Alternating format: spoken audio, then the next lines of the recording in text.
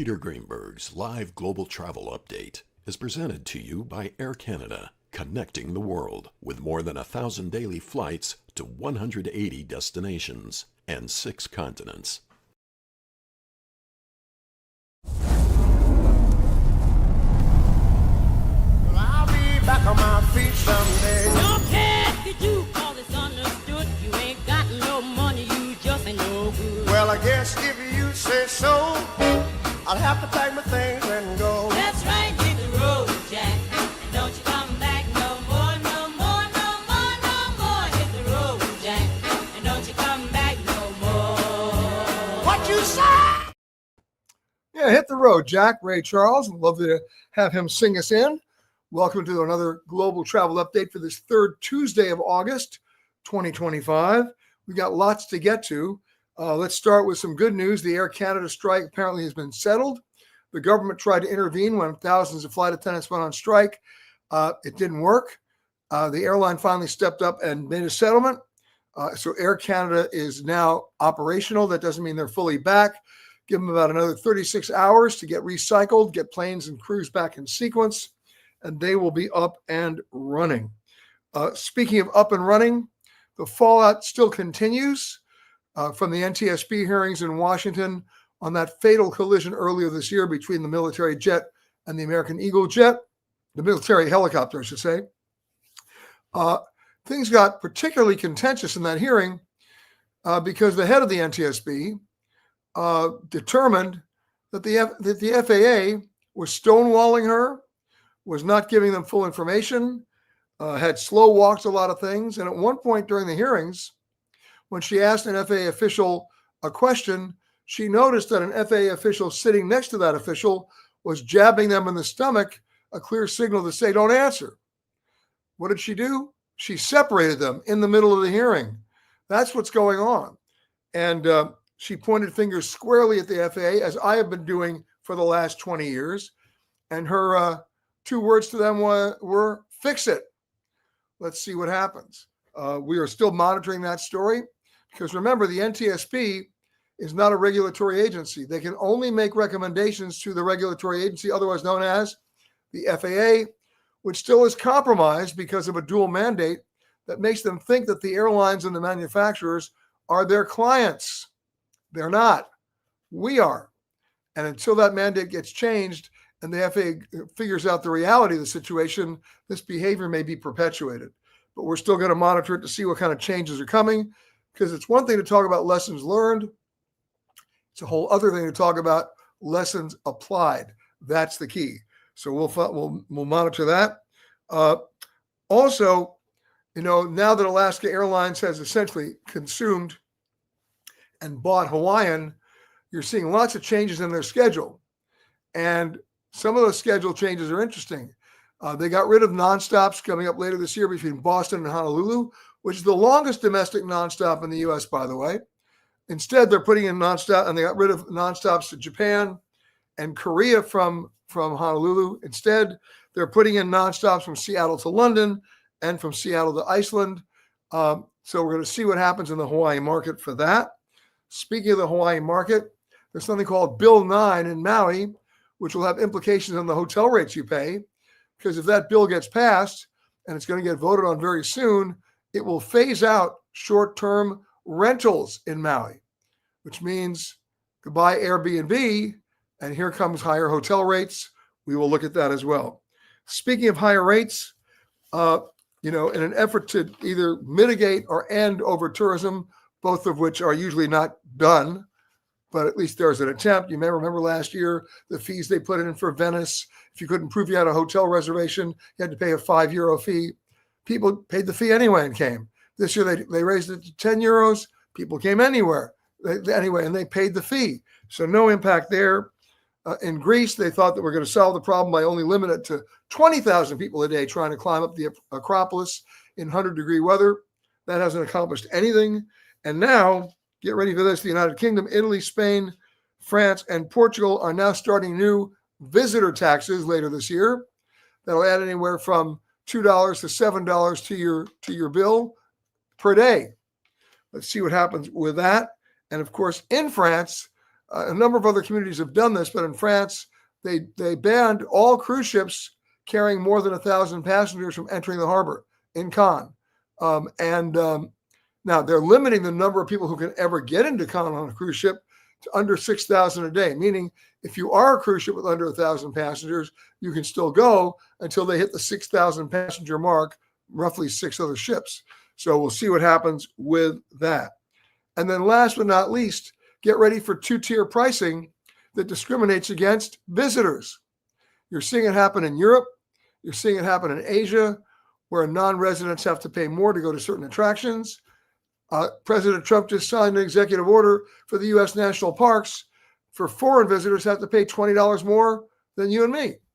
We'll see if that has any impact at all. My guess is it won't, because people want to come, and they're going to come. And those fees are not going to keep them away. Speaking of people keeping away, Las Vegas, always a good indicator of the American economy as a whole. Visitor numbers, depending on who you believe, are down anywhere from 11 to 17%. Airline arrivals at the airport are down about 9%. I was just in Las Vegas, more about that a little bit later in this global travel update. And room rates are coming down. Even more important, resort fees. Remember those dreaded draconian resort fees? One hotel group in Las Vegas, that's Resorts International, made the announcement recently that they're getting rid of all resort fees for the summer. That's essentially a $45 to $50 a day discount on your room. So we'll be monitoring that as well. Speaking of disruptions, anytime you start a travel show, you can always start with, speaking of disruption, guess what? Ryanair, no stranger to disruptive passengers on board or drunken passengers on board, basically is after the airports to stop selling liquor. By the way, good luck with that. I already have a proposal. You've heard me say it before, that all airport liquor establishments have to stop serving within 45 minutes of the boarding time printed on your boarding pass. That would help out a lot. So that doesn't mean they can't have you drink. You just can't drink within 45 minutes of boarding. Too many people getting on planes already smashed. So what Ryanair now is doing, they're imposing a minimum $500 fine. I take that back, £500 fine on anybody considered disruptive. And that's just going for starters. And they've already announced that in addition to that, they will take you to court. Now, speaking of disruption, we'll make it a theme today. Speaking of disruption, everywhere you go at JFK, they have signs saying we're building a 21st century airport. Yeah, that might be done by the 22nd century. The construction there is so great and stupid that it's already a long time to get to the airport anyway. But once you enter the airport property, it's another 30 minutes, where it should be only 5, to get to your terminal. So here's my hack around that. Don't drive to the airport. Drive to the AirTrain station in Jamaica. Drop your guests off there, or have the taxi drop you off there, and just go up the elevator, take the AirTrain to the terminal you want. You will save at least 30 minutes. Speaking of saving time, here are the airports that are the worst for you in America for you to be able to connect your flight, meaning based on the lateness of primary arrival flights, right? That makes it difficult for you to make your connecting flight. Here are the worst offenders: Orlando, Fort Lauderdale, Newark, what a surprise, Baltimore, and Midway. How about for the most canceled flights? That would be Newark, LaGuardia, Boston, JFK, and a surprise, Cleveland. Now, they did a little bit of research recently. They found out that you are now 4.5 times more likely to encounter a 3-hour plus delay every time you fly. And why is that? Well, a couple things. Number one, airline scheduling is not realistic, and it's not consistent at all with airport capacity. I've talked about this before. If a runway, any runway, whether it's in Chicago or Calcutta, can only handle 23 takeoffs in any given hour, right? 2.5 minutes per separation of time per takeoff, right? Okay. So why are the airlines allowed to schedule 40 departures at 8 a.m.? Ludicrous, right? Add to that the difference between scheduled flight time and actual flight time. And since 1990, the scheduled flight time is increasing every year. So when your pilot comes on the PA as you're approaching your destination and says, we're going to be 20 minutes early, or would the flight attendants please prepare for an early arrival, don't applaud. You're still 30 minutes later than you would have been in 1990. Just keep that in mind. So here's my handy dandy way to get out of town and have a reasonably good chance of doing that on time. You already heard the advice from so many people. Pick the first flight of the day. It's a no-brainer, right? I'm going to add to that. Pick the first flight of the day on an airline not based at the airport you're flying from. Why? Because that presumes the plane that's going to be flying you came in the night before and overnighted, so you're not waiting for the plane. And the crew that came in with that plane, also not based at that airport, is still attached to that plane and becomes your flight. So you're not waiting for crew. You're not waiting for the plane. It's not late coming in from anywhere else. Even if it was late getting in the night before, it still has the night before to get ready for you. Take that 6 a.m. flight in the morning on that airline, and you got a better chance of getting where you want to go. All right, moving along. Oh, by the way, which airport is the best airport coming up to winter for making your winter flight connections? This will surprise you. Salt Lake City. They have mastered. No airport is better than Salt Lake City in snow removal on runways. I can't think of a time. I'm sure there's been one, but I can't think of one in the last 5 years where that airport closed because of weather. Think of that. Want to make a connection in the winter? Pick Salt Lake. Okay. Now, we're going to go to some other stuff. I know what we're going to talk about. Excuse me right there. This is one I'm going to tease you with. For those people who remember the movie Airplane, right? Where does the term Roger come from? Right? Airline lingo, folks. Roger. What do you think it comes from? Well, believe it or not, it's a word used to represent a longer phrase. Roger means your message has been received and understood. Okay? Wilco, remember that? Roger Wilco means your message has been received and understood, and I will comply. Wilco. Okay. Affirm means yes. Negative means what it means. No. Over means I finished speaking, right? Over. Out means I've finished speaking and I don't expect a reply. And now from the movie, so let's clear it up. When somebody says, Roger Wilco over and out, it just means you're not a pilot. So I thank the folks who sent me that in. I love that stuff. We'll have a few more in the days and weeks ahead. Let's scroll down and say hello to a few people here. All right, Jim and Harriet, always numero uno from Richmond, Virginia. Linda saying hi from Naples. Sue saying hi from Bellingham, Washington. Barbara saying ciao from Louisville. Tim is saying greetings from Atlanta. You're more than welcome, Tim. Peter saying greetings from Kampala in, come on guys, Uganda. Scott saying hello from Chicago. Oh, champagne wishes and caviar dreams to everyone at Team Greenberg. Well, for those people who remember, oh my God, what's his name? You know, Lifestyles of the Rich and Famous. Come on. That was his famous line. Okay. Maxine saying hi from Boca. Tayo saying, I just arrived at DCA from a rebooked United flight this morning from Chicago that was supposed to depart yesterday, but was canceled because of severe weather. All right, you have two questions. Let her rip, Tayo. Good morning from Evelyn in Denver. Sandy saying hi from Kenya. Jumbo. Alexander saying greetings from beautiful, sunny Switzerland. Indeed. Okay. Jeff says, my travel friends at Air Canada, they had friends going from Haneda to Toronto to Dulles, were canceled on Monday. They were soon rebooked Haneda to Dulles nonstop on UAL, United, so they looked out to a better deal. Remember, United, when Air Canada went on strike, United did something that they were not obligated to do. 3 cheers to United. They're part of the Star Alliance. What did they do? They honored Air Canada tickets. That doesn't happen very often, and they're able to rebook a lot of Air Canada passengers on United flights. Camilla is saying hi from Tucson, as she always does. Here's the question from Tayo. Other than any other recourse, since airlines are required to compensate due to weather, they put my baggage on an earlier flight than the flight I actually arrived on. Any recourse for possible missing bags? Okay, well, two questions. Weather is the great exemption for airlines. If your flight is delayed or canceled because of weather, they're really under no obligation to do much of anything for you, right? That's their one. That's a pass. About baggage, there are no passes. Have you found your bag yet? Have they tracked it? Did you track it? Did you have an air tag?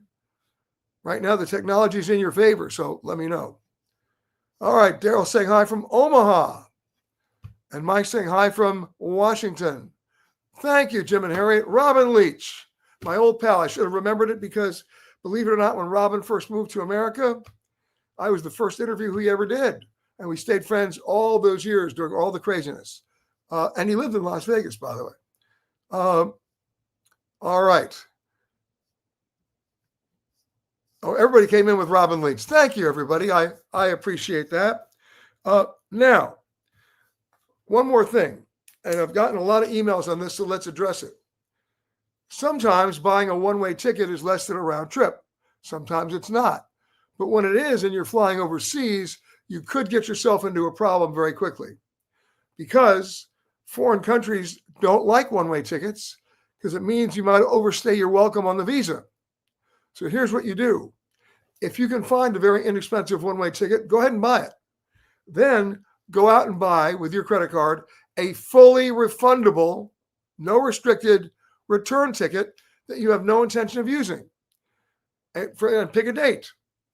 And then if they want to see it, there's your ticket. And then you go ahead and refund it. You get a full credit. All right. By the way, a lot of people have been writing me saying, is it possible for a U.S. citizen to have two passports, meaning a U.S. passport and a passport from another country? Yes, where you have dual citizenship, the answer is yes. Then you wrote me and said, is it possible to have two U.S. passports? You know what the answer is? Yes, I have them. You can have them too. Because I can make the claim that I'm frequently flying and traveling to countries that don't like each other. It's a great benefit, right? So you're not worried about which stamp you have on which passport that might bar you from entry, especially since there's still countries there still technically in a state of war. It's also a good idea for another reason. If you're a frequent flyer like I am, guess what? If you have to send your passport in to get a visa from a country, that means you can't travel till you get that passport back. The second passport, bon voyage, you're not waiting. Okay. Now, oh yeah. Let's go to some of your pre-sent questions.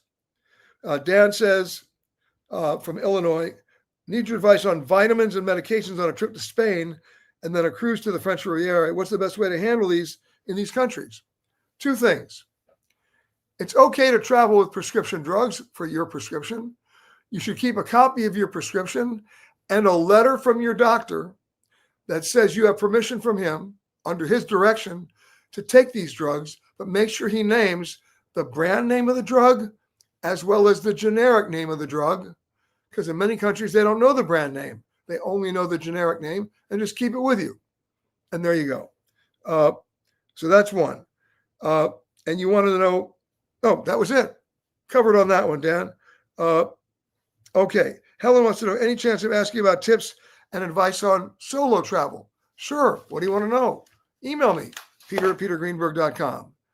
Billy says, can one take a rental car from London to Glasgow and then to Dublin, taking the rental car on a ferry across the North Channel on the Irish Sea? Return trip would be driving the same rental car from Dublin to Wales and then returning on crossing the sea. And the answer is yes. Of course you can. I do it all the time, right? I rented a car in Sicily and dropped it off in Rome. Had to take the ferry, of course, from Sicily across the water. Not a problem, right? Now, and it shouldn't be a problem.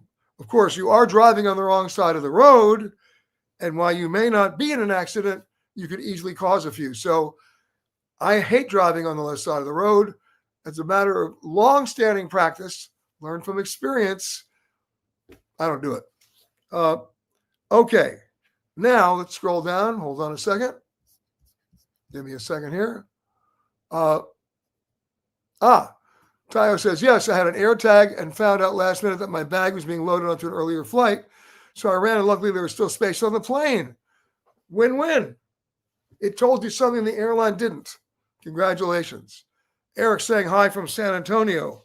Hello, Eric. Okay, a few more things. By the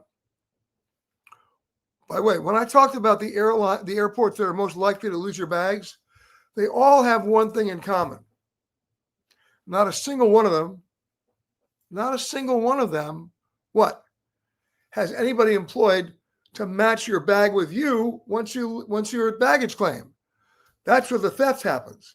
People just getting out there earlier, especially on international flights, and grabbing somebody's bag that doesn't belong to them while they're still stuck going through immigration. So be aware of that. One of the things that I've done when I've traveled with a group of friends is I designate one person to get through customs fastest if they have global entry, and to wait at baggage claim with the bag tags to start collecting bags before we all get through. Something you want to remember.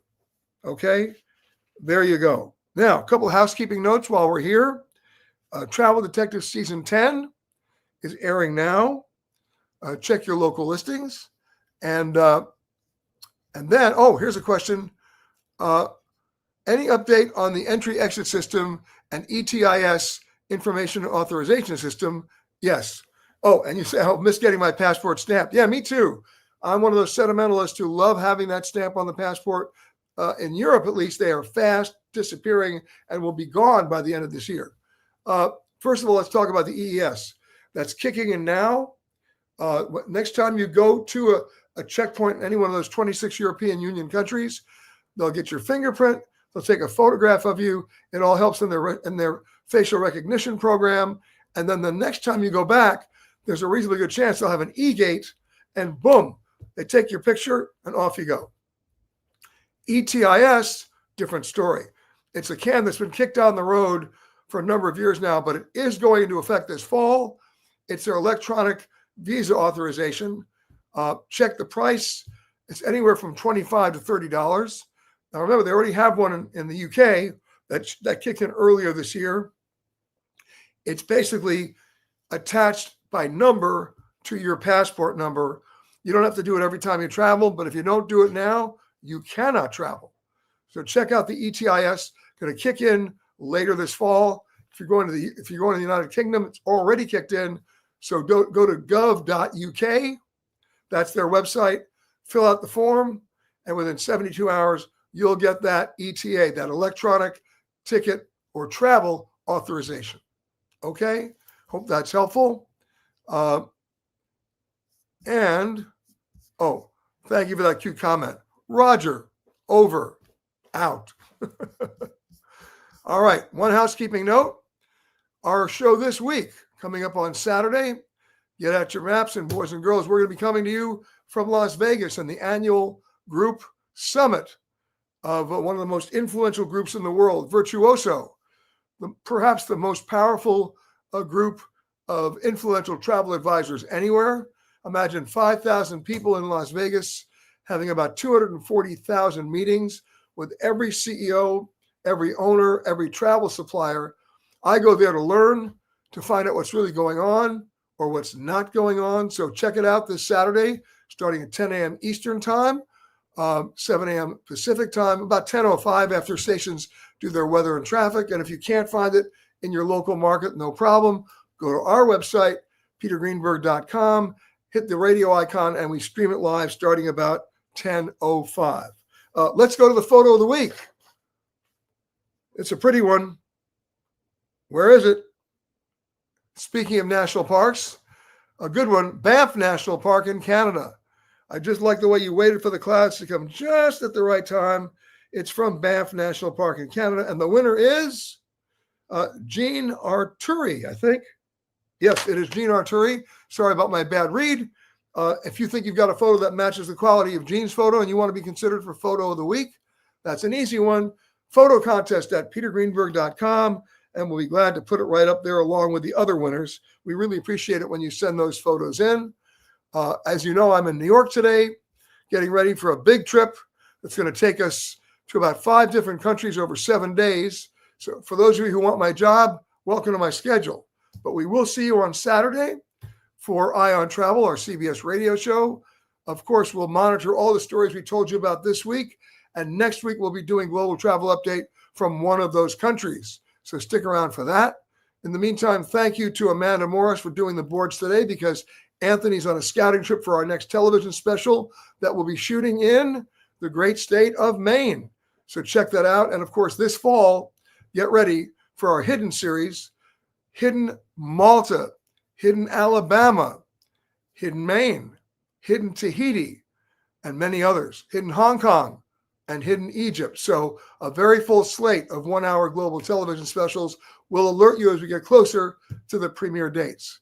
Once again, happy Tuesday, everybody. I'll see you on the radio. Have a great rest of the week, and welcome back to the skies, Air Canada. Thanks, everybody. Well, Don't you come back no more. what you said? Don't you come back